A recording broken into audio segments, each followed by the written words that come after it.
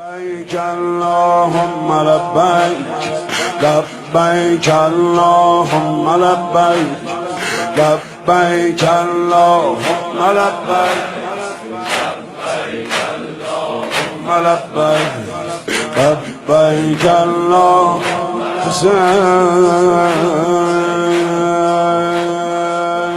ایک حدیث ہے جو اہل سنت کے پاس بھی ہے، شیعوں کے پاس بھی ہے۔ ایسی بہت ساری حدیثیں، میں صرف ایک حدیث آج پڑھ رہا ہوں۔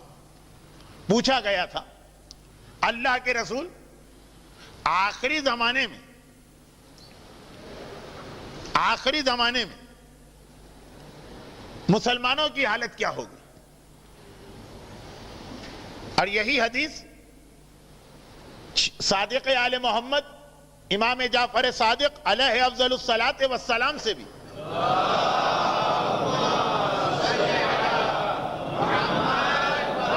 چھٹے امام سے بھی ہماری کتابوں میں آئی۔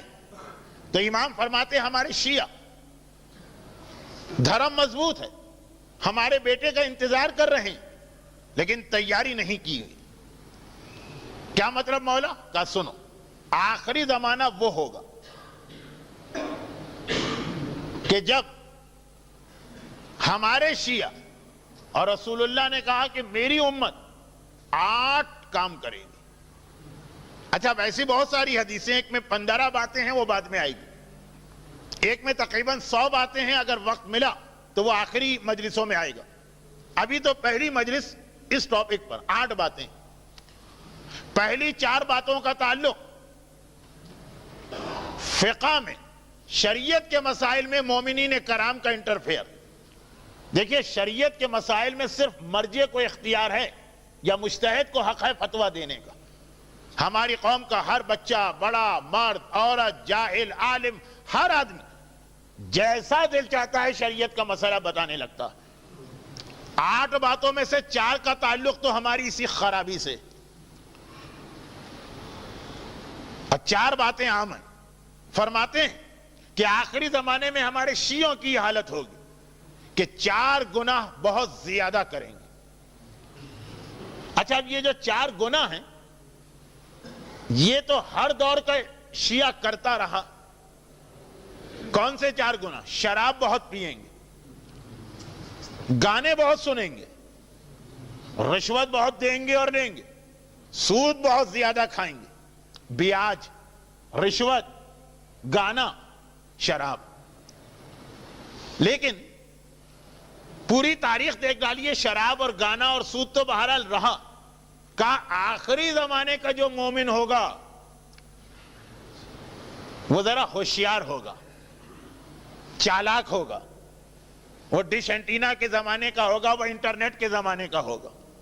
تو وہ ایسے شراب نہیں پیے گا، وہ ایسے رشوت نہیں کھائے گا، وہ ایسے گانا نہیں سنے گا۔ یہ فرق ہو گیا آخری زمانے کے مومن میں اور پہلے زمانے کے مومن میں۔ 100 سال پہلے بھی کوئی مومن گانا سنتا ہوگا اور آج بھی گانا سن رہا، مگر ایک فرق ہے۔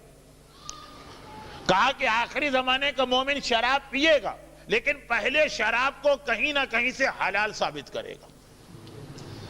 پرانے زمانے کا مومن شراب پیے گا، یا تو حرام سمجھ کے پیے گا یا حرام و حلال کی بات ہی نہیں کرے گا۔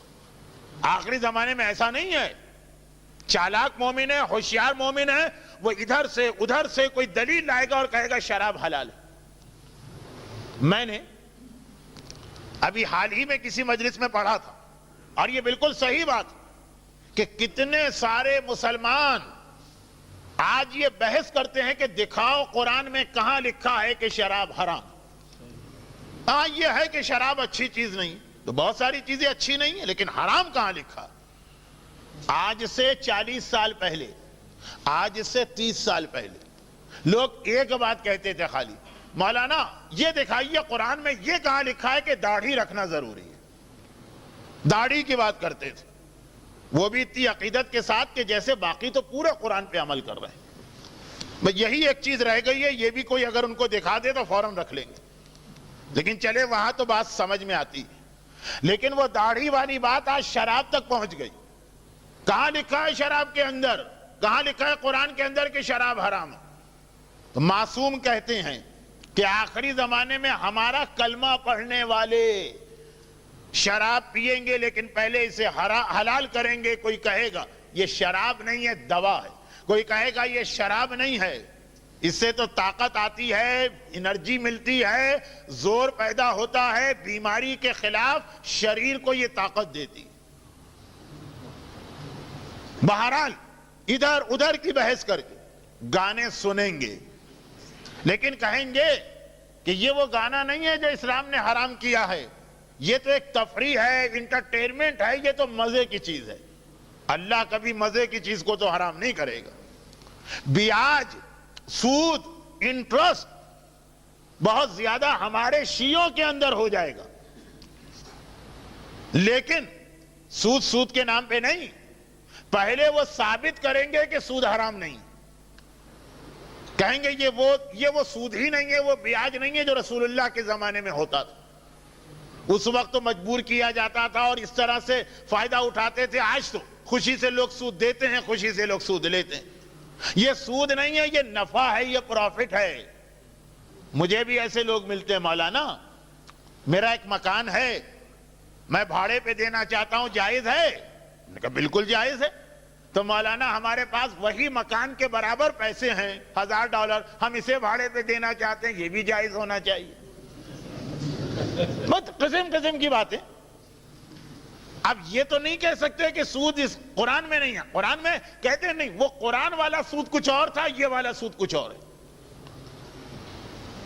آپ لوگ تو مڈغاسکر, موریشس, یہاں سے پیرس جاتے ہیں, لیکن پیرس سے ملا ہوا ایک اور ملک ہے جسے ہم جرمنی اور آپ لوگ المان کہتے ہیں, عربی میں بھی المانیہ کہا جاتا. جب میں وہاں مجلس پڑھنے گیا تھا تو وہاں بحث کی تھی ایک صاحب نے کہ جی وہ سور کا گوشت بھی اسلام میں حلال ہے. دیکھیں کتا تو سمجھ میں آتا ہے کہ اگر کوئی بحث کرے کہ کتا قرآن میں کتے کا ذکر نہیں, یہ نہیں ہے کہ کتا حرام, وہ تو حدیثوں میں, لیکن سور کا گوشت تو قرآن میں حرمت علیکم المیتۃ والدم ولحم الخنزیر, اللہ نے تمہارے لیے سور کے گوشت کو حرام کیا. سور. اب وہ جرمنی میں, المانیہ میں بحث ہو رہی ہے, فرینکفرٹ میں. مولانا وہ جو سور حرام کیا تھا وہ رسول اللہ کے زمانے کا سور تھا, یہ والا سور کو تھوڑی تھا, وہ الگ سور ہے, یہ الگ سور ہے. ارے بھائی سور تو سور ہوتا نہیں, فرق ہے. کہا وہ رسول اللہ کے زمانے کا سور حرام تھا, یہ اس زمانے میں وہ سور تھا جو گندگی کھاتا تھا.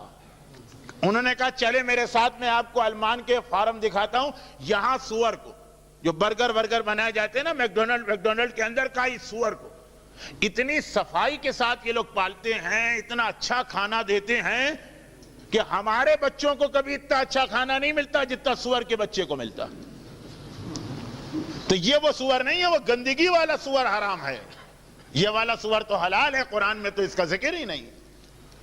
دیکھیں یہ بحث ہو رہی, لیکن خاص طور پر سود کے بارے میں, سور سے تو پھر بھی مومن اپنے آپ کو بچا لیں گے, لیکن سود, بیاج, روپیہ ہے نا, پیسہ ہے نا, سونا ہے نا, چاندی ہے نا, کھائیں گے لیکن پہلے حلال کریں گے کہ جی یہ 1400 سال پہلے والا بیاج نہیں ہے, یہ تو نفع ہے.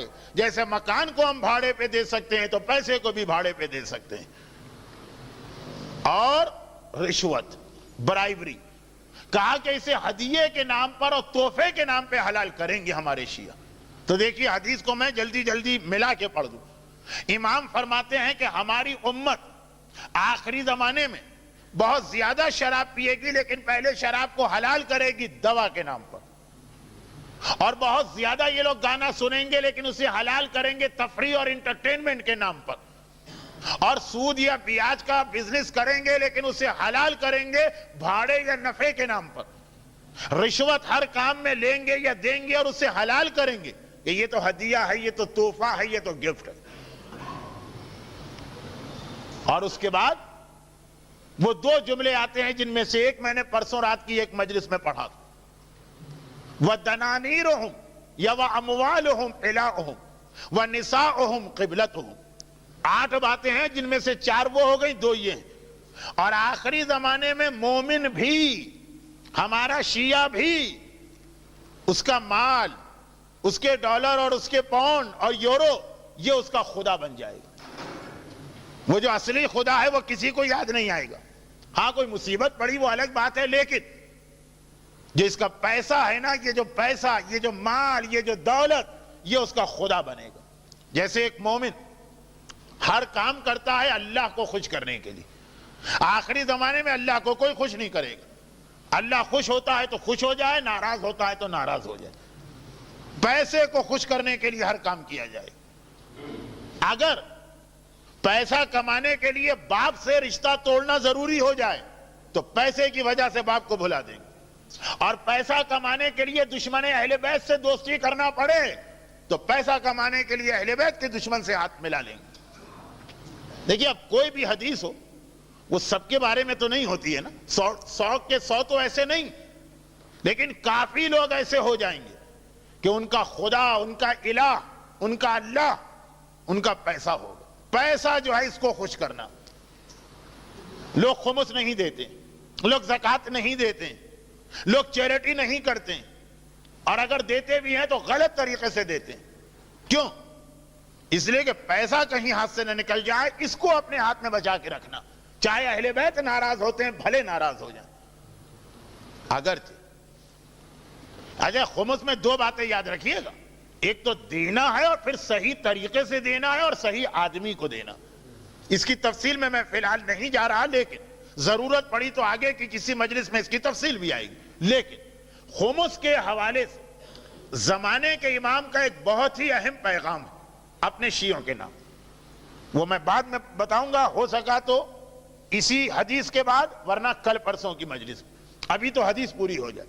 اور ان کی عورتیں ان کا قبلہ ہو جائیں گی. قبلہ کسے کہتے ہیں؟ آپ جو کام کرتے ہیں اچھا کام، قبلے کے ڈائریکشن میں بیٹھتے ہیں بس. اب یہ جو کام کرے گا پہلے اپنی عورت سے پوچھ کے کرے گا. اتنا زیادہ عورتوں کو خوش کیا جائے گا کہ غیرت ختم ہو کے رہ جائے گی. جو مومن کی سب سے اہم صفت ہے، غیرت ختم ہو کے رہ جائے گی. مولا کی ایک حدیث ہے نہج البلاغہ میں، غیرت المرأۃ کفر و غیرت الرجل ایمان. عورت کے حوالے سے کہ مرد کے پاس غیرت ہو تو یہ ایمان ہے. یعنی اگر کسی مرد کے پاس غیرت نہیں تو اس کا مطلب یہ ہے کہ وہ بے ایمان ہے. یہ بھی تو غیرت کا مسئلہ ہے کہ مرد ڈاکٹر کے، لیڈی ڈاکٹر کے ہوتے ہوئے مرد ڈاکٹر سے اس طرح علاج کرانا، جو حتیٰ آغا سیستانی کے فتوے میں بھی حرام. میں تفصیل میں نہیں جا رہا ہوں کیونکہ مسائل بتانے کا میرے پاس وقت نہیں. لیکن نساؤہم قبلتہم، عورت کو خوش کرنا ہے، اس کو اپنا قبلہ بنا لیا. وہ کہتی ہے مجھے بے پردہ گھر سے نکلنا ہے، شوہر راضی. وہ کہتی ہے مجھے سوئمنگ پول میں جانا ہے، شوہر راضی. وہ کہتی ہے مجھے فلاں جگہ تعلیم حاصل کرنا ہے، شوہر راضی. یہ ساری وہ باتیں کہہ رہا ہوں اگر حرام ہوں. فتویٰ تو مرجع کے فتوے کی کتاب پڑھ کے اس حدیث کو سمجھیں. عورت قبلہ ہے، جو عورت کہے گی وہ مرد کرے گا. وَلَا يَبْقَ مِنَ الْقُرْآنِ إِلَّا رَسْمُهُ. 7ویں چیز حدیث میں 8 چیزیں آخری زمانے کی نشانیاں، ان میں سے 7ویں چیز وَلَا يَبْقَ مِنَ الْقُرْآنِ إِلَّا رَسْمُهُ. یہ والا ٹکڑا حدیث کا تو کئی اور حدیثوں میں آیا. حتیٰ نہج البلاغہ میں بھی مولا نے ایک جگہ آخر میں ارشاد فرمایا، آخر نہج البلاغہ میں. اور گھروں میں قرآن ہوگا تو کوئی مومن کا گھر قرآن کے بغیر نہیں، لیکن خالی لکھا ہوا قرآن ہے. قرآن کیا خالی کاغذ پر لکھنے کا نام ہے؟ ارے ہر مومن کی ساری زندگی قرآن ہونا چاہیے. قرآن کسے کہتے ہیں؟ ایک قرآن گھر میں ہے جو چھاپا والا، اور ایک موبائل قرآن ہے جو ہر مومن ہوتا ہے. اگر کافر، وہ کیوں پڑھے گا چھاپے والا قرآن؟ وہ آپ کو دیکھے گا، جیسے آپ ہوں گے ویسا وہ قرآن کو سمجھے گا. یہ جملہ پوری ایک تقریر چاہتا ہے، لیکن میں اپنے ٹاپک سے نہیں ہٹنا چاہتا ہوں، اس لیے باقی باتیں چھوڑ دیتا ہوں. وَلَا يَبْقَ مِنَ الْقُرْآنِ. اور قرآن صرف چھاپے پہ لکھا ہوا رہے گا. کسی